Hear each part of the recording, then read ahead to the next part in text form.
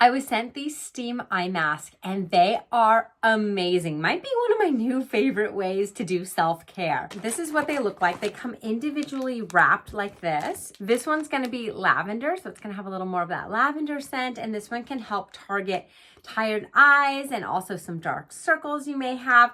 And then this one's also for tired eyes, but really helps with like bringing back some moisture and just making you feel so revived afterwards.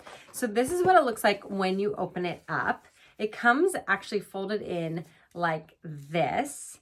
And then there's these little ear flaps that you pull out and the heat immediately starts activating. It's like a beautiful, like steam, perfect temperature for your eyes. And then you use it, I'm gonna put it on so you guys can see.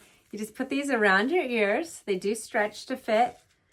And then you just lay back and enjoy. What I like to do is put it on and then I put on a meditation, a guided meditation for 20 to 30 minutes and just relax. And when you're done, your tired eyes just feel so much better. It's absolutely incredible.